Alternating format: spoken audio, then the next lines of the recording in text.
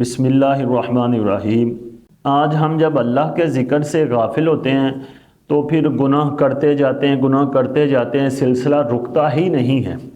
اس کا سبب کیا ہے؟ اس کے بارے میں ایک قرآن مجید کی آیت اور ایک حدیث بیان کروں گا آپ کو کہ اللہ تعالیٰ نے فرمایا من یعش عن ذکر الرحمن نقید لہ شیطانا فہو لہ قرین، کہ جو شخص اللہ کے ذکر سے منہ پھیرتا ہے تو اس پر اللہ تعالیٰ ایک شیطان کو مقرر کر دیتا ہے جو اس کا ساتھی رہتا ہے۔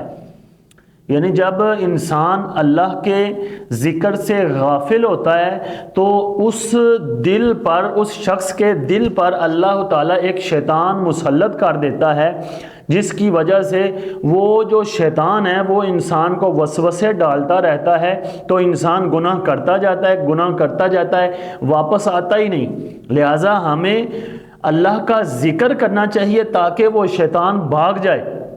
اور حدیث پاک کے اندر آتا ہے کہ نبی کریم صلی اللہ علیہ وسلم نے فرمایا شیطان اپنا سونڈ انسان کے دل کے قریب رکھتا ہے، تو جب اللہ کا ذکر کیا جائے تو وہ سونڈ ہٹا لیتا ہے۔ تو جب انسان بار بار ذکر کرے گا تو وہ تو قریب لائے گا ہی نہیں۔ تو آگے نبی علیہ السلام نے فرمایا کہ جب انسان اللہ کے ذکر سے غافل ہوتا ہے وہ سونڈ قریب لاتا ہے اور دل کو چبا لیتا ہے، کھا لیتا ہے، اپنا لقمہ بنا لیتا ہے، اور یہی خناس ہے۔ یعنی جب انسان کا دل شیطان کا لقمہ بن جاتا ہے تو پھر انسان کو اچھے لوگوں کے بارے میں وسوسے آ جاتے ہیں، انسان گناہوں کی طرف آمادہ ہوتا ہے، گناہ کرتا رہتا ہے، یہاں تک کہ انسان لوگوں کے بارے میں بھی برا سوچتا رہتا ہے، بدگمانی کرتا ہے، جھوٹ بولتا ہے، غیبت کرتا ہے، کبھی کسی کا عیب نکالے گا، کبھی کسی کو کہے گا کہ جناب یہ فلاں شخص یہ کر رہا ہے، اپنی طرف دیکھے گا ہی نہیں۔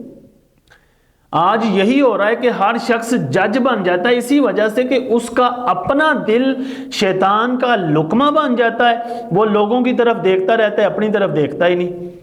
لہٰذا ہمیں چاہیے کہ اللہ کا ذکر کریں، نبی علیہ السلام پر درود پڑھیں اور شریعت پر عمل کریں۔ اللہ تعالیٰ عمل کی توفیق عطا فرمائے۔